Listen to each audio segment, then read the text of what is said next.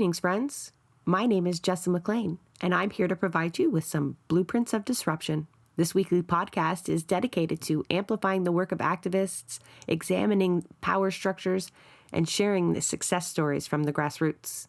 Through these discussions, we hope to provide folks with the tools and the inspiration they need to start to dismantle capitalism, decolonize our spaces, and bring about the political revolution that we know we need. Welcome to the studio, ladies. Can you introduce yourself, please? Hey everyone, my name is Laura Sullivan and I'm with the project Last Generation Canada. You know, I used to be an engineering student at UBC. I used to be a tree planter, but you know, especially over the past year and a half, I have dropped and dedicated my entire life to organizing in the face of the climate crisis, otherwise known as this death project that's coming our way. And I guess I'm on the show today to talk a little bit more about the project and a bit more about the strategy behind why we're doing exactly what we're doing. Hi, my name is Gillian Graham. I'm 24 years old. I'm currently based in the unceded Anishinaabe Algonquin territories in Ottawa. I grew up on a farm and I have always had an environmental background, was vegetarian, put a Trudeau sign on my parents' lawn when I was 15 and couldn't vote because I thought I was doing the right thing. Thought I was doing every pathway to help the climate crisis, and then increasingly got more concerned. And last year, as I was tree planting in northern Alberta, I heard about On to Ottawa, which was originally Last Generation's name of the campaign, and I decided to join, and I plugged myself into civil resistance without knowing how to organize or mobilize. And so since August of 2023, I've been working full time and a half like Laura on the project. So when you two say working on the project, what does that look like? Working on the project means a lot of different things. I mean, we're both full-time working on Last Generation. And essentially, just to give you an idea of the structure of our campaign, we're aligned with a network called the A22 Network, which has other groups such as Just Stop Oil and Letzte Generation in Germany. I totally just butchered the pronunciation of that because I'm obviously not German. But essentially, we work with these groups internationally to kind of come up with a recipe for civil resistance. When we talk about facing the biggest threat humanity has ever faced, when we talk about looking extinction directly in the eye and massive societal collapse, we are looking for the most strategic pathway to get there. And that's why we do this collaboration internationally. So in terms of what that looks like on the ground, is our campaign essentially is looking to the eventual mobilization of a critical mass. We are looking to eventually mobilize 3.5% of the population into sustained direct action, because that's actually what we need to see the tides turn on this pressing crisis. That being said, we know that we're not just going to get 3.5% of the population out on Parliament Hill just tomorrow, because in 2019, we saw hundreds of thousands of people across this country taking to the streets for a day, and we've seen no changes. We've just seen more decimation and more destruction and more expansion of the fossil fuel industry. So what we're trying to do is essentially iterate our campaign or this project in waves. So that essentially means going into phases of action and then going into phases of recruitment. A phase of action looks something like creating the most disruption possible. That means blocking highways, blocking roads, blocking bridges to really raise the stakes and to raise the profile of our demands. And what a phase of recruitment is really going deep into, having community events, having trainings, bringing people into the project, growing our organizational capacity. Because essentially what we're trying to do is balance having disruptive action to get our name out there, but at the same time being able to build up organizational capacity so we have the resources and we have the strength to be able to absorb whatever buzz or hype or interest that we get as this project continues. Jill, do you want to add anything? Yeah, I was just going to go into the nitty gritty a little bit because I think civil resistance sounds really sexy, and our day-to-day life, I can't say is all blocking key infrastructure and, going on podcasts. It's really making a foundation, because we always say that we want a movement, not a moment. And we have so many different working groups, and so many times it has just been Laura and myself doing that hard slog. We used to be the ones handing out 5,000 leaflets a week, trying to get people to come to our talks, and making social media videos, and working on finances, and doing the IT on the website, running trainings. There are so many things. And when we think about bums on the road, because we do want to reach this critical mass, I always say that one bum on the road takes like 40 plus hours and 10 plus people.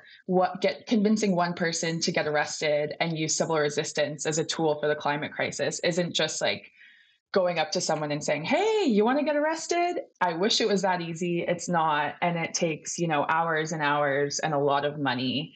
And again, it's a hard slog. We're not going to reach that critical mass right now, but we are slowly building a foundation towards it. Yeah, and just to add off what Jill said, I mean, first thing, just to make clear, we're not necessarily convincing anyone to get arrested. Just clearing that up, considering I have been charged with conspiracy in the past. But just to be clear, what we are really trying to do is provide people nonviolent action pathways in the face of such an existential threat and existential crisis. And that's actually doing a service to our society, because we're providing people with this nonviolent pathway to take action that actually could see change. So what we're trying to do is to empower people to make the choices that they see are necessary based on what's worked historically, what's worked within the climate spaces so far, and what could work in terms of saving our lives. But yeah, I just want to go off what Jill said. I think, when I was the first action of this project back on March 1st, 2023. And, I've been a climate activist for maybe 5 years, on and off a little bit, and I've, organized in a lot of different ways. And I was kind of coming off of a hiatus where I was in this dark point where I felt like, absolutely nothing was going to work and we were just doomed. And I was just thinking, may as well just try to make people's lives around me a little bit better, my immediate community a little bit better. This revolution isn't going to happen. I was pretty, checked out. But then, I don't know, I saw some successes across the world. I saw Just Stop Oil start really popping off, and I thought, hey, you know what, let's get back into it. And my idea of going into this work, I was like, okay, I'm ready to put my body on the line. I want to get arrested a bunch. I'll say a few inspirational things. I'll go to prison. And we don't take that lightly. I'm really not trying to say that prison is a light thing, but I felt so obviously connected with this threat, and I knew what's necessary from ordinary people. So I thought, okay, I'll just do this.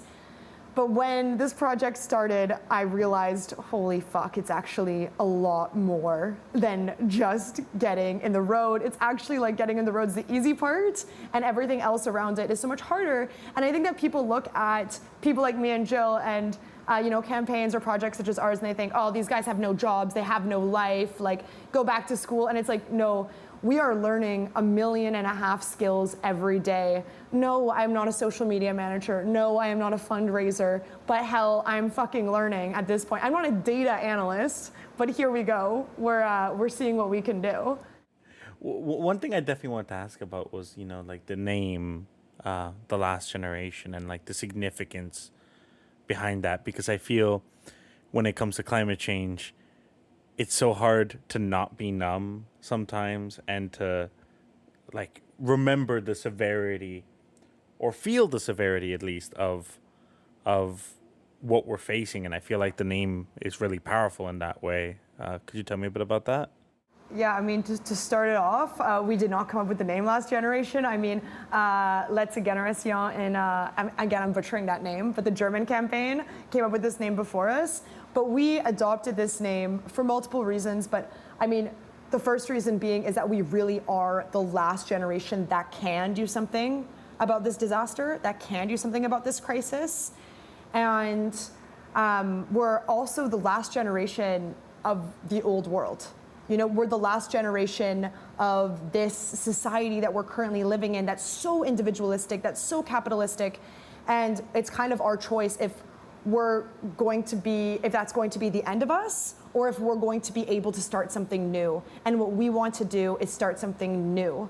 And that's really why we are the last generation, because, even when we use the terminology, and Santiago, this is no diss at you in any means, I use this too, but when we say climate crisis or climate change, it's like a euphemism for what's about to happen to us, right? Like, this is literally the biggest mass death project that we've ever seen. We're seeing, millions of people on the brink of starvation right now across the world that are just being forgotten about. We saw Toronto yesterday, and this is at 1.5. Like, what's gonna happen as things are getting worse and worse and worse and worse? And, this is going to decimate all of our lives so quickly that we need a name that tells us we're the last generation to reach people.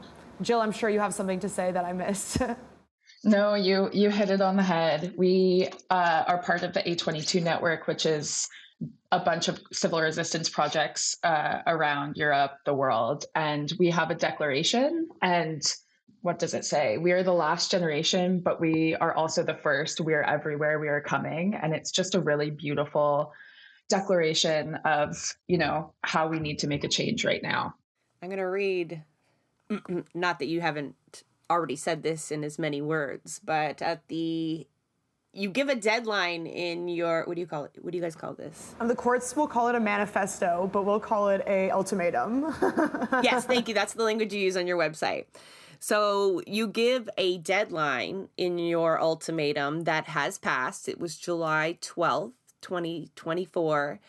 And, you give your demands in this ultimatum that you've already communicated to us, but the language they use is fire. I'm going to link it to the show notes so you folks can read the whole thing. But, we've made our demands clear. It lays out what we require, we demand of you. If you don't provide such assurances by the 12th of July, 2024, we will be forced to do what your government can't and take action to protect our communities. We will do so by engaging in a campaign of internationally coordinated, nonviolent civil resistance. Our collective future is at risk. Canada is burning to the ground. This might be our last chance.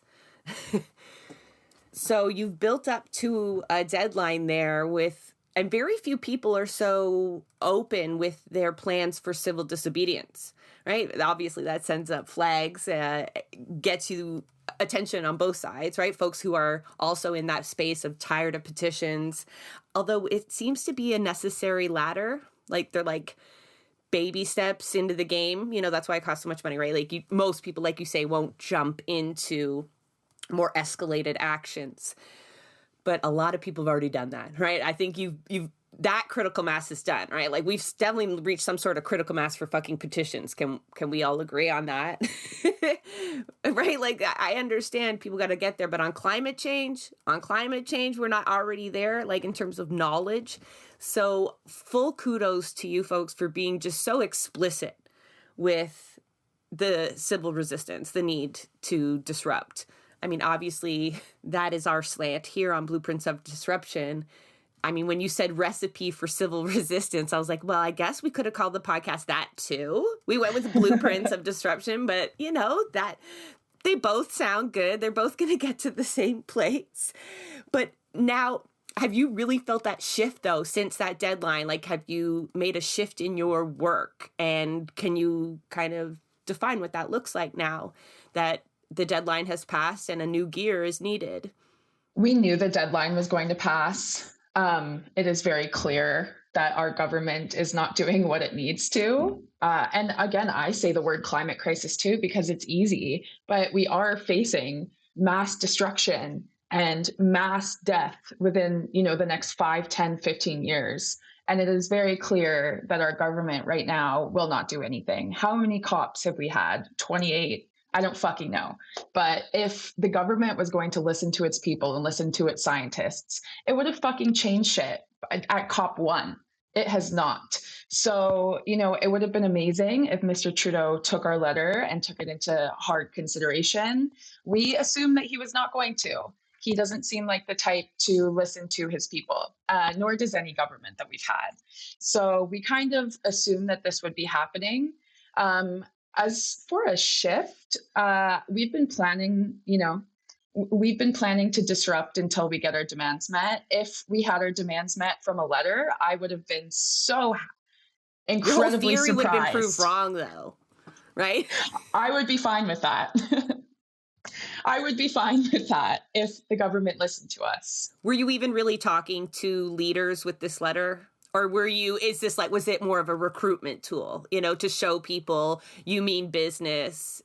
Here's what you're about. I think what this letter really does, and a lot of the countries around the world also sent letters to their governments. It's just saying that, it's really just trying to tell the public, we don't take disruption lightly. We don't want to do this, I was arrested 3 times in the past year. I'm sure I'll be arrested many more. It's not fun to go through charges and go to jail. Like, we don't want to be doing this, But at the end of the day, we are open about what we're doing because we're not criminals. We are normal people. It is normal to want to breathe fresh air. It is normal to want to drink clean water. It is normal to want to eat food, right? Like, these are human needs, and we know that because of government inaction, we will be deprived of these needs, and people around the world are already being deprived of these needs. The fossil fuel treaty has been signed by over 10 island nations that are currently facing the devastating impacts of extraction-based countries like Canada. So when we come out and say, look, you have to make a change because it's literally taking people's lives and it's going to take our lives, we're not criminals for disrupting the status quo nonviolently. We're doing what we have to do because in the same way that it's normal to, again, want to have basic human rights that we are going to be stripped of, we have to normalize resistance because we know that it's probably the only way, or it's at least our best bet of how we can actually achieve this. And I, for one, as a 25-year-old woman in this society, I'm not willing to just lie down and, through my lifetime, see everything that I know and love completely become decimated and see my family, my friends, people across the world die at the hands of a crisis because there's a very small percentage of people that are greedy. You spoke, like I mentioned, the recipe for civil resistance. And so obviously I jotted down in my notes, and you mentioned hitting a threshold. Like, I love, like, you already gave us 2 ingredients. You need 3.5% of the population. So a whole bunch of people. 1.4 million would be in Canada, that number. That doesn't seem okay. It's even more tangible at this point. The other ingredient was sustained direct actions. You got anything else we need to throw in? Like, what else have you learned as you try to plan and learn from historical examples? What else is necessary in order to get to that? Right? Can you share anything else? Because the audience here, a lot of folks are organizers and activists themselves. So they understand 100% the urgency, but a lot of them are just like stuck on how to be most effective. So if you could, help them figure out how to get to their folks to that same point, you don't have to do all that heavy lifting because that's a struggle a lot of organizers have, right? Kind of getting the baby ducklings out of the pond and getting them to fly, because they know, that education part, like we said, is done. So, how do we get to 1.4 million people in Canada? What are your secrets? I can talk a little bit about elements of nonviolent direct action. Laura, if maybe you want to talk about why we hit key infrastructure and courts and whatnot. But when we talk about civil resistance, there are 3 things that are really important. And the first is sacrifice. And we always have been taught that activist culture is dominated by the idea that we should be minimizing costs and maximizing benefits. But there is benefit in the cost itself. And whenever we talk about this, we always give an example after. But when you're willing to suffer or do something extreme for your beliefs, you're showing your community, you're showing the world, you're showing the media that you are resilient and that you're willing to pay the price for breaking the law. And I could see this firsthand. Again, I've been organizing since August, and in February, it was the first time I got arrested. And I could see a switch. I could see a switch in my parents, in my friends, when I was giving talks, that people finally took me seriously because they realized I was sacrificing something. Maybe people didn't see that me working 50 hours a week for the 5 months before wasn't sacrificing something, but it showed people I was, willing to die on this hill, basically. And with disruption, the key of civil resistance, the recipe, is to bring the cost of disruption over the cost of negotiation. And again, we use Erica Chenoweth, who is a political scientist at Harvard's research about civil resistance and nonviolent uprisings. But there's dilemma demands and dilemma effects that you put yourself into, which is putting the authorities into a position where arresting you and letting you stay on the road are equally bad options. We can see so many times a turning point in civil resistance campaigns, where I always think of in 2013 in New Brunswick, when Indigenous people were protesting against LNG. There was one photo of an Indigenous mother on the ground praying with rubber bullets being fired at her. And this is a fucking horrible look for the government. It's a horrible look for the police. And this is when people switch and pick a side. So putting this dilemma into people where it looks just as bad to let you stay on the road as get arrested is huge. And the backfiring effect. So designing actions in a way that enforcing the law results in sympathy for the participants and anger towards the regime or the government, similarly to the example I just said. And, we have 6, 7, 8-hour trainings about nonviolence, and we can't just talk about it in an hour, but respect is, the only moral authority we have. Our opponents have stronger weapons. They have stronger media. They have everything that we don't. But what we do have is the moral authority of nonviolence and respect. So no matter what our actions, we are completely respectful. It's our most powerful weapon. And we preach this again and again and again. And as soon as you act disrespectfully or do something violent, we completely lose this. Yeah, Jill, just to kind of add on to what you said, and also to answer your question, Jess, wow, Jill, you just did a really good job of explaining some of these elements of nonviolence, so thanks for that. But yeah, especially when we talk about respect and we talk about, the tactic of nonviolence, it also really is, such a tool because the government and the state, they're always going to have more money and more weapons than we will as ordinary, normal people. And that's a big reason why we organize openly, is because we want to maximize our chances of getting the most number of people from the general public engaged with our campaign. And when we act non-violently and peacefully, it really does add to that dilemma effect. And it really does also, it really provides us a very powerful tool. And at the same time, it allows us to keep our community very strong and very bonded together. But to go back to kind of a bit more of like the nitty gritty, okay, that's 3.5%. When we talk about social science, and we talk about Erica Chenoweth's work, of course, she's a researcher that's done an amazing job at looking at the past 100 years of resistance and boiling it down. But we know that it's very hard to make these into mere statistics. It's just some kind of a base point. And what she found is that no government can withstand an uprising of 3.5% of the population, but a lot of movements have succeeded with far less than that 3.5%. In terms of our, actual strategy and what we've learned, I wish I could tell you the recipe to get 1.4 million people willing to sit in a road and not move until the government does something. I've got my pen ready to write it down. I need it. But unfortunately, Jessa, if I knew that, then maybe we'd actually be living in a better society where we weren't fearing for our lives, and bang, we would have pulled it off already. But we're here trying to talk to you about why people should join us.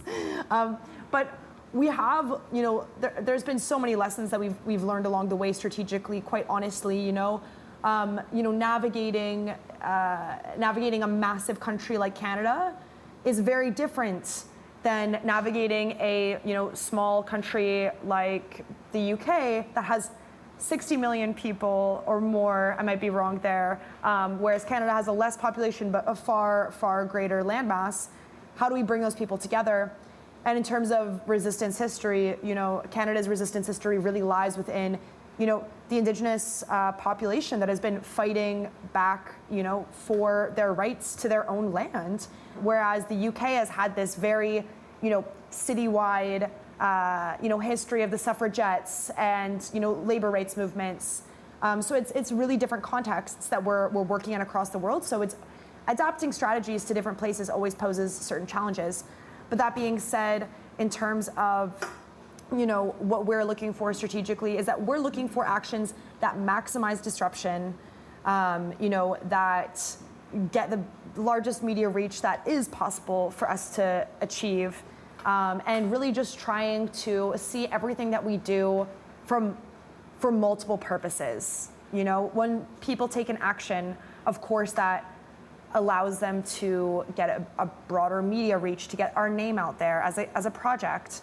But they also are empowered, and they're also able to come back and mobilize more people.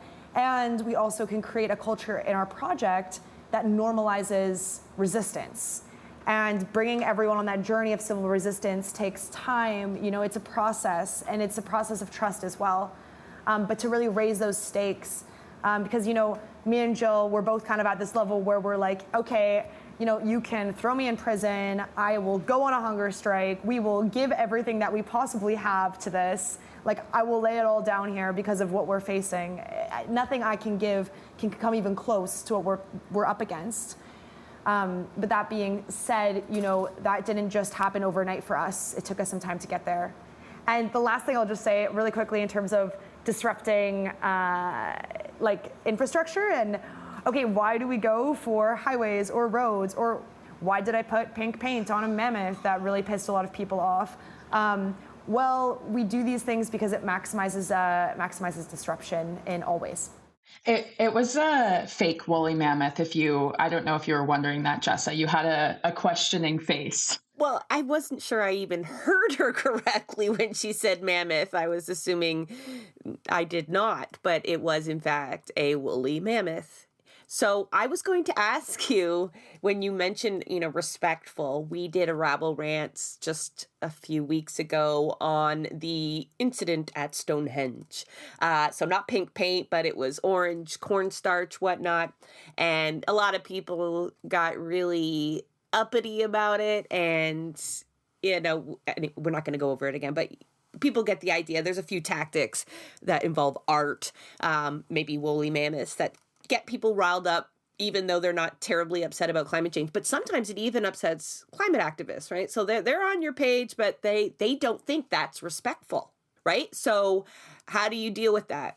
Or you just don't? Move on. It's really difficult. Laura, you might have a better answer than me. We follow JSO quite closely, and I did see all of the angry tweets about the lichen. I didn't know everyone was a lichen expert until now. That's incredible. I'm happy that they're concerned about the lichen on Stonehenge and not 5% of our boreal forest burning down. We do get a lot of that. I remember during our a 19-year-old sprayed pink paint on fake dinosaur bones at the Nature Museum in Ottawa, and it got tens and dozens of comments of, this is not how you should do this. This is not how you should do this. And I get that people are upset. I get when we block roads, people are upset by that. Disrupting is not something that should be fun or funny or taken lightly. And we absolutely don't do that. And even if it's pink paint on a mammoth, that's kind of funny. Little known fact about me is last summer, I thought JSO was stupid for putting orange paint on Van Gogh. I saw that. I've known Laura for years. I saw her do the woolly mammoth action. I was like, go Laura, but what the fuck? So I was one of those people. I really was. Up until last August, I was one of those people just being like, that's just disrespectful. And then I realized, what is at stake here, and that nothing that these civil resistance projects do are actually violent or harming anyone. And if you're talking about it, it fucking worked. You wouldn't have been on our page otherwise. You wouldn't have known who we are otherwise. It worked. I just want to add a point there. It's not just like they'll know about you, but Santiago made the point in our last episode that climate change as a news item, it needs to have something to bump it back into the news cycle. It can't just be like, hey, by the way, we're still at 1.5. Everyone's like, I know, I don't care. And the news editor's like, no one's going to read that. You know, it's got to be like, what happened? Why are we talking about climate again? Okay, a mammoth bit it, whatever. But, you know, you got people talking. Hopefully it includes in the article, you know, some of these facts that you're trying to drive home as well. But, Exactly. Yeah. And it always does. Before Laura speaks, like last year during our August action phase, every single news article written about us, or almost every single one, and all the TV clips first had fires burning, and then, you know, someone throwing pink paint, and fire bombers, and then someone gluing themselves to the ground. So it's exactly our point. Yeah, and in terms of, you know, bringing things back to strategy here, you know, I changed my vision on, okay, like, in short, haters are our motivators. I don't know how else to say it. I mean, when we're looking to mobilize a small percentage of the public, like we're trying to mobilize that 3.5%, what we need the people who are wanting to take radical action because they take this seriously. I hate even calling it radical action. It's common sense in these times. But that's what we're really looking for, right? Is we're looking for that small percentage. So maybe a lot of people hate what we're doing, but they're going to be talking about us, and that exposes us to as many people as possible. So that's the strategy that we use. And in terms of our demands, just to bring that for a second, we use the demand of a national firefighting agency. We use that as the first demand of our campaign, you know, not because it's going to fix the climate crisis. Obviously not. It's like the bare minimum that our government can do to take care of this country at 1.5 degrees of warming. But then when we do actions in the midst of, for example, last summer when 240,000 people were evacuated from their homes, you know, the news is like, look at what these people are doing. Now look at these fires that are burning up our country. So it's kind of like, it kind of does the job for us in that narrative. That's your wider net, right? Who's going to argue with a national firefighting agency? You know, you call for 50,000 firefighters to be equipped. And it speaks to, you know, that sad fact that there is a level of climate change that is irreversible that needs to be dealt with, you know, to cause as little damage as possible. It's not to give up, but it's necessary as part of your mission. But yeah, it's hard to argue with. How could most of your opponents could not argue with that first point, you know? So I get that. I totally get that. You talked about organizing openly too. Maybe you can speak to your introduction talks. That seems to be part of your strategy of recruitment. Yeah. So might be costly though. You're in person and you move around the country to do this. Do you find, no. Gillian's shaking her head at me. Correct me.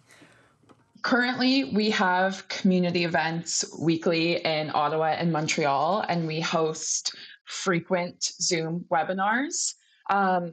We both basically started chapters from the ground up. Laura moved all the way out west to Montreal just for this, to start a chapter in Montreal. And again, I'm going to say hard slog because it's just the word that best describes us, but it's hard slog work to find people that are willing to put up those 500 posters a week, to help at these community events, to actually start coming. It takes months and months and months, and, you know, sheer will, unbridled determination.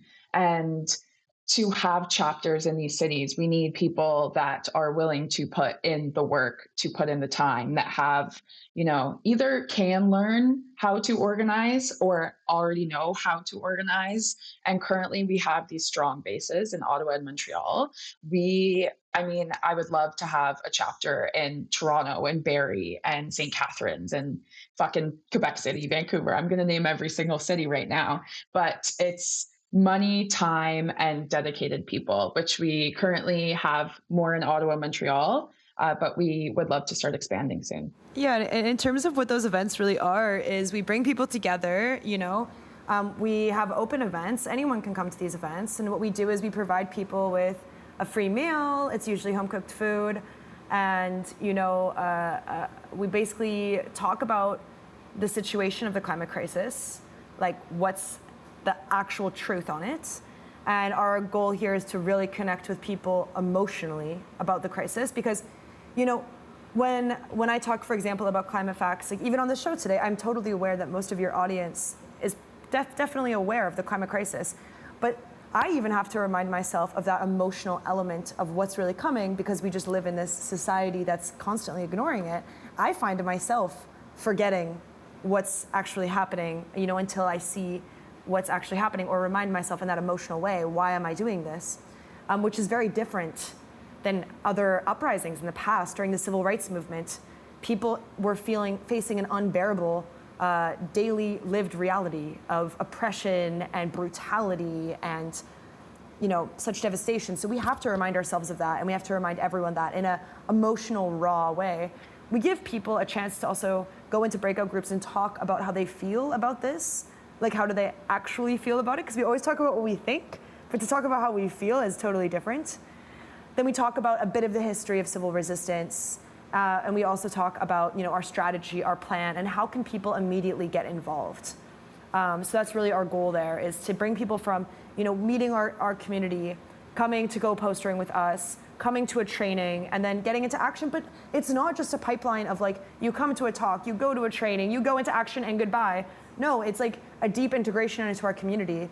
Come to our talk, come to our community, help us out. We've got these working groups. How can you bring your skills into this campaign? And yes, we're all taking action together, but we're all really acting in service to this campaign, to this project. Whatever is best for the project, we're all trying to bring that to the table. I always say, if Jill or others came to me and said, Laura, look, you've been speaking about this campaign for a while, but you go on for too long and we're gonna have to replace you. You're not good at this.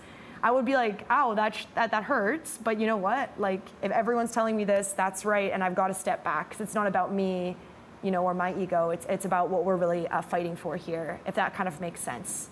Yeah, I think one of the struggles with organizing around climate, something we talk a lot about on this show is, whether or not people have to actually live through something to get fired up enough about something to do something about it.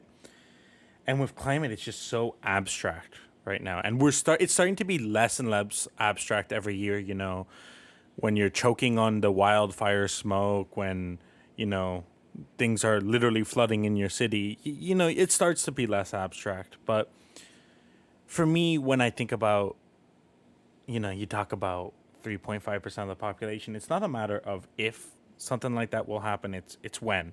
Because inevitably people will be pushed to action. It's just about getting people to action before the damage is done. And that's such a struggle with something that has such a dire timeline, and it's hard to get people to feel it, because I was reading through a Twitter thread about how we're fucked when it comes to climate just yesterday, and I was having a really hard time reading all of it because it was just so difficult to contemplate. Like, my brain doesn't want to accept how bad it is. And it's really hard to break through to people. And I don't really have a question with that. It's more of just, it's difficult, and I can see the struggle there. I just want to, when you talk about eventually getting there, that comes with some alarm bells for me, though, because if we have to wait until the point where people are in crisis, I mean, they're running from their towns, they're seeking out government, they're raging against the end, that's one, a bit too late.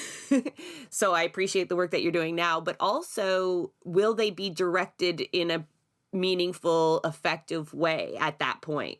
Right? Because the danger you have in a crisis is there are competing forces for people's rage.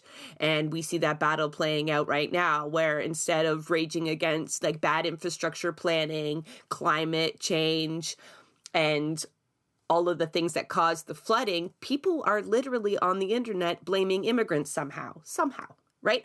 And I blame all levels of government. So people want to pass the buck around there. That's fine, because they're all equally to blame. But if given the chance, right-wing politicians or other opportunists who don't want to deal with climate change the way that they're supposed to, right, capital, they will capture that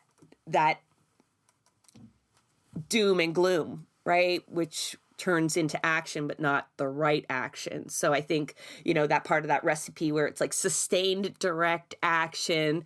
And then I'm going to add like a little seasoning there where it's like at the right power levers, right? Like punching up, not down, like sustained direct action to the right end, right? And sometimes that's hard to navigate. I mean, you're so right. We're literally looking at the descent into fascism right now. And the sad thing is the right is mobilizing very well. They've got a lot of money and they've got weapons. And that's why, I dropped my life to put everything I have into organizing this. And I'm sure Jill feels the same. And lots of other people working on our project feel the same, is that, when we talk about organizing, we're always looking for these trigger moments. And in the same sense that, the climate crisis is an exponential crisis. It's getting worse, worse, worse, and then it's going to be very bad. It's the same as usually social organizing. It's not like, it's not like for example, the Palestinian movement. It's not like that movement just started this past, 10, 11 months, right? It's been going on for a long time. And now we see it being brought to the national stage, of course, because of absolute atrocities that are happening.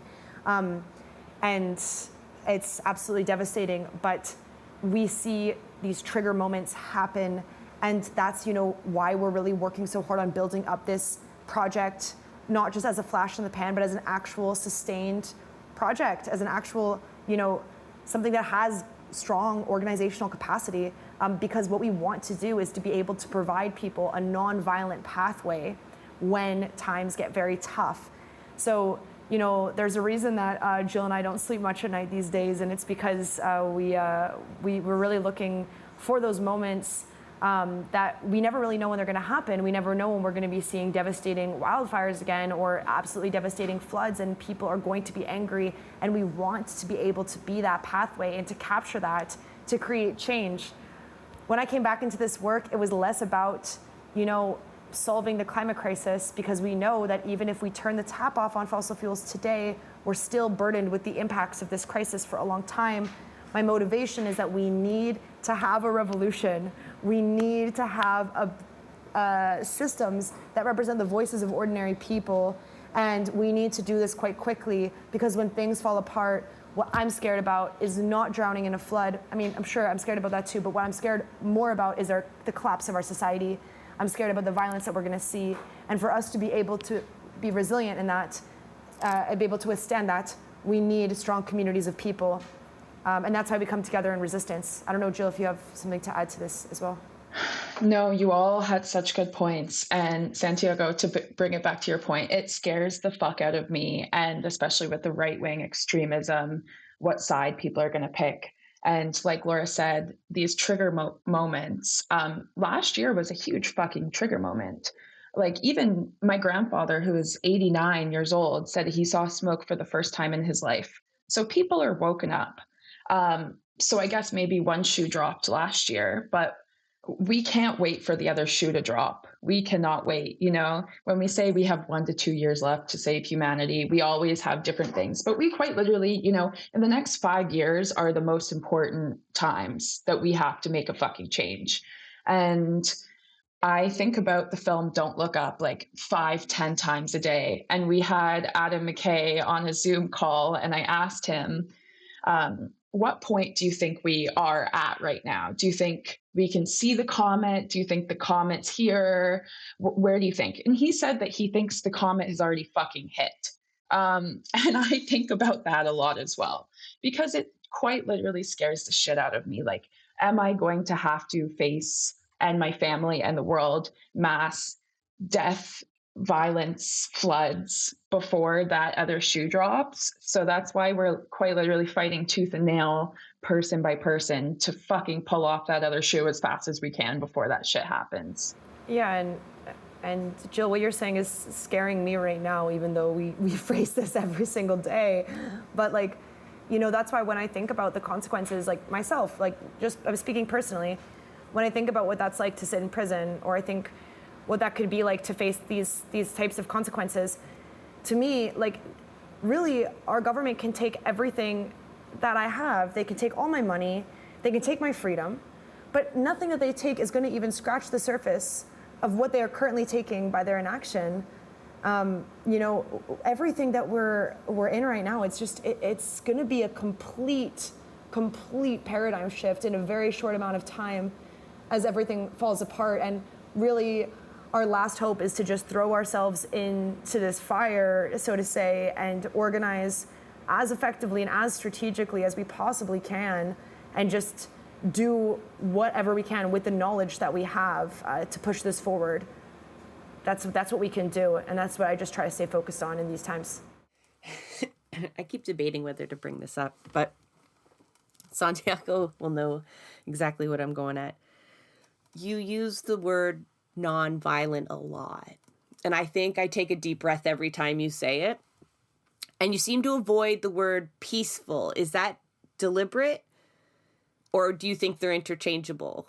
I ask because you also use other language that gives a different feel. And this isn't a criticism. I just kind of want to find out where we're at when we're talking about nonviolence. And full disclosure, I sit with this uncomfortableness because I feel like there's this onus on activists doing the slog to always have to worry about how their actions are going to be portrayed, even though you've been very clear on, like, there's naysayers, you don't need them, you need 3.5. And you gave a great argument as to why using respect and nonviolence gives you moral superiority. However, we know that no matter what you do, folks will try to portray it as violent, as too disruptive, as anti-democratic, label after label. You've heard them all already. I'm sure this is not news to you. But it is a conversation that we have here on the show a lot. And I want to can we unpack that a little bit? Because some people, it's not very peaceful to block a road. I totally condone all these actions. My audience members, they absolutely know where I'm coming from, that this is like not a criticism of doing these escalated actions, but in how we feel like we need to frame them. Because I feel like that attitude of like, well, fuck them, I only need 3.5 kind of goes like, well, then don't worry so. I want to say that to you, like, don't worry so much about asserting to, like, not to me. You don't have to assert to me that you were nonviolent. I'm good with you guys no matter what. But you do have that heavy emphasis. So can you unpack that a little bit for me? Yeah. I can start. So Jessa, it seems like you've already been to our nonviolent direct action training because you're asking the exact questions that we talk about. And very quickly, we talk about the nonviolence spectrum, and violence and nonviolence are on parallels, violence being manipulation, falsehood, violence, arrogance. Not being violent is being compliant, apathetic, disengaged, just doing whatever people tell you to do.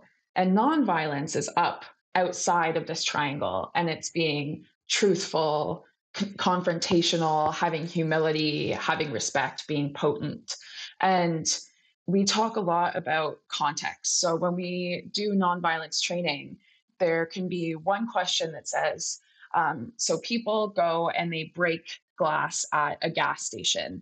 Does that sound violent or not violent? And people usually say that sounds violent. And then we frame the question and we say, people carefully dismantle the casing to disengage it. And then they sit there and explain to the employees what has happened. And there's a de-escalator there. And then everyone always moves right over to nonviolence because it's our framing. And just lastly, in Mark and Paul Engler's book, This is an Uprising, which is so fucking fantastic, they talk a lot about Gandhi's Satyagraha, truth and knowing. And they were disappointed to find out that a lot of people that use nonviolence tactics actually didn't truly believe it as a philosophy, like we're preaching it right now. But I think it's kind of beautiful because it means that even if people don't agree with it, they see that it's a necessary tactic. So that means that we can engage more of the population in this nonviolence philosophy, even if they don't necessarily think it's right or agree with it, just because they know it's a good tactic. And I think that's beautiful because people can come together and use this tactic that we know that works. Well, I'm wondering if you could give an example, because we had a bit of a debate on here, not really, but one of our guests, I think, commented that even the act of de-arresting could be perceived as violent. Can you give examples of things you do not condone as an organization? Like, because if you bring people together with ideas and you have this free space for folks to share, especially like how they feel and where they want to go, perhaps you have suggestions where you're kind of like, this falls outside of what we consider to be, strategically respectful and, has, what were the other, like, level of sacrifice you need? Like, it doesn't fit your kind of recipe. One, can you give an example of actions that might fit in or not fit into that recipe? And like, two, what do you do with those people that perhaps don't believe in the nonviolence at all? Like, they want to take it a little step further. We have this conversation a lot, and we absolutely do not condone hurting anyone. Property always seems like a tough thing because people say that is violence, putting paint on a painting, but we are very careful. The paintings that we have put paint on have had glass on them, have been easily washable, but even language. So when we teach nonviolence, it's respect for yourself, respect for the people within the campaign, respect for the police, because the police are not our enemies. They are just an arm of our extraction-based regime. And we absolutely do not ascribe to the fuck the police mentality. And even language. So we had disruptions and, we have confronted people like Henry Kravis, co-founder of KKR, has invested $15 billion in fossil fuels. We have disrupted Pierre Poilievre before, and we still absolutely do not use destructive language, no FUs, no nothing, because that's just not who we are. We have respect towards everyone, even our enemies. And hurting people is definitely something we absolutely do not ascribe to. I guess if I was to make it more difficult, what about sabotaging pipelines as an example, right? Like, I think of the book, like How to Blow Up a Pipeline, as something that's gotten more attention in the last few years. There has been, I feel like this is a conversation right now where there's been people talking about nonviolence specifically in the context of environmental organizing, right? And the need for, more sabotage, you could say. Where does your organization stand on, like, if part of your members wanted to go and shut down a pipeline? That's a really tough question, Santiago, because shut down has a very different word than blow up. So again, we understand that our opponents have far more money, far more tools, far more everything than us. I also do know that a lot of nonviolent civil resistance does have a violent flank to it, but that is not last generation. Last generation is completely ascribing to nonviolence. If people want to do things like that, have always been climate campaigns that do stuff like that. Last generation is not doing anything like that. When you say shut down a pipeline, if that means blocking key infrastructure, which is, one of our tactics, absolutely, but no. And we have had so many conversations with people because that How to Blow Up a Pipeline was very, very popular.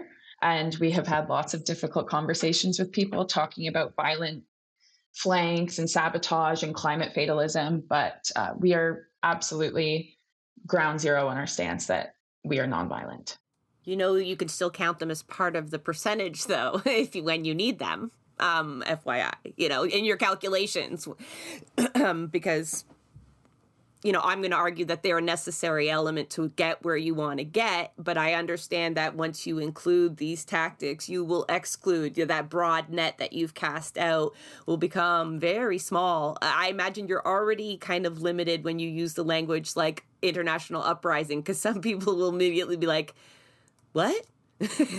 what do they mean? Like they might be ready, but still like they've been trained to look at that kind of language as insidious. And but that's okay. Like you need a filter anyway, but not, that tight of a filter. But And when we talk about this critical mass that we've talked about so much, I don't give a fuck if every single person has a last generation sticker or banner or shirt on. I don't care. I want people on the streets. I want coalitions. I want people fighting for a bigger change.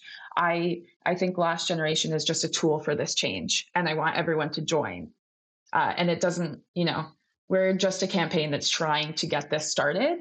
And it's not about us. It's not about last generation Canada. It's about getting people onto the streets. No, and I think I'll just speak for myself personally. I don't really have an attachment to a specific project or a specific campaign, even though I've been with this one since day one. It's really just about being attached to the idea of what can give us the biggest chances of success. When I think about what I'm just talking for me personally, it's not about me, but when I think about my life and what I'm just trying to do is I just want to mitigate the most suffering possible, and we're seeing like an unheard of amount of suffering start to go down the line. So when, I look at how I want to engage myself in this type of work, I want to look for the ways in which give us the biggest chances at success. And that means for me looking internationally and historically as to what's been successful before. I do think, I obviously cut out, unfortunately, so I missed a little block of your conversation. But, when we do look at the moral philosophy of nonviolence, when I say moral philosophy, I'm not trying to say like I'm better than other people or we're better than others. That's not it at all. Because I completely understand why people across the world who haven't been heard, who are in, villages that are being completely destroyed by the oil and gas industry, I understand why they would take certain actions. I completely get it. So I'm not saying I'm better or something like this. But it's more of the concept that, when we make this, when we take this this fight in nonviolence, when we act like this, we're really saying that we believe that humanity is better than to just to go extinct, right? We're coming together with people, we're acting nonviolently, and that's what's been so inspiring to me about historical examples. It's like, wow, people coming together, facing a lot of violence, but remaining nonviolent in the face of that violence. That's incredibly powerful, and it's toppled regimes. And that's really incredible to see that nonviolence actually can be more powerful than, the greed of the 1%. Nonviolence can be more powerful than some of the most armed and violent regimes in the world.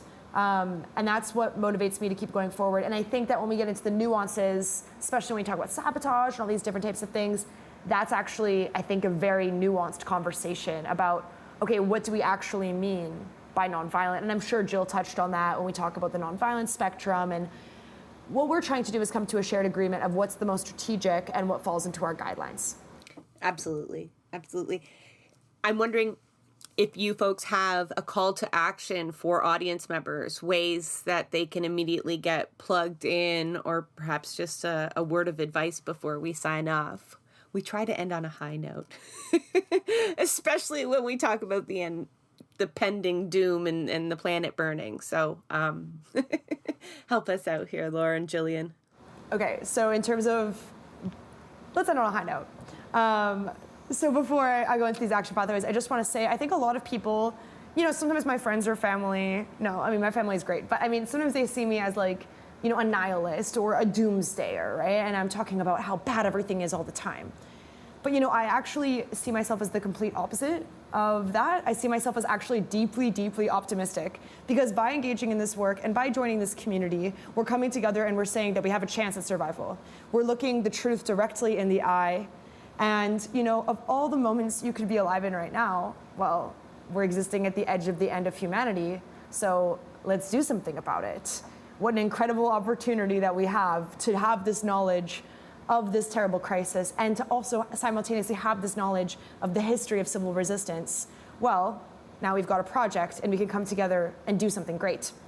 And, I always like to say, I can talk about what I've done and what I'm willing to do for this crisis in this time, but that's me and that's my life and that's in my specific situation and everything that we faced. And what I want to ask people, maybe anyone who's listening to this, is, what can you do, right? In the year 2024, when we're on the edge of the end of everything. I'm not asking you to do something specific, but I'm saying, what can you do? And can we all look deep inside and find that? So in how to get involved with Last Generation in the next while, well, first of all, you can sign up online at www.lastgenerationcanada.ca. And if you're in Montreal or Ottawa, we've got weekly events. You can come, we've got food, we've got good conversations, we've got fun people. You can come to our trainings and you can get directly involved in the community. If you are not located in Montreal or Ottawa, you can come to one of our online seminars or talks and get involved more this way. And, if you're not able to, connect with us in person or online, you've got a lot of other stuff going on in your life. But if you're by some stroke of luck, someone who's got a lot of dough on you, a lot of money, we are running off of grants and donations, and we are not making much. So if you can, we have a donation link, and I think I sent it to you as well. And this would be absolutely absolutely appreciated. And a lot of our donations, yes, they come from big donors, but a lot of donations as well are just normal people giving $20 a month, and that really, really helps us sustain ourselves, get more people to work on this full time, and get our voices out there, because that's what we need in this moment. Jill, I don't know if I missed anything. You did great. Thank you. I always like to ask people, what sacrifices is a future worth? What are you willing to sacrifice? And instead of thinking about the doubts and the fears of what will happen if you do participate in civil resistance, I want people to change it and think about the fears that will happen if you don't participate in civil resistance, because action is truly the antidote to worry. And I fully believe by that. I fully believe by that. Any ADHDer will tell you that is true, but we can't do anything about it. Action. Did you hear that, Santiago? Action is the cure to the anxiety that we're feeling about everything we have to do. Gillian, we should have come on a lot earlier. Sorry. Do you have any more parting? I swear on my life. I'm going to try it. But that's true. And it's not even just the anxiety you feel right now, but later looking back that you did nothing collectively too, right? That is a good way for folks to kind of be a little more introspective about the role that they have to play, because people's ability to contribute is going to vary always, right? Based on circumstance, but the cost, you can't argue with the cost. So it's always but that fire will burn the lichen too. So, maybe, there's definitely sacrifice to be made.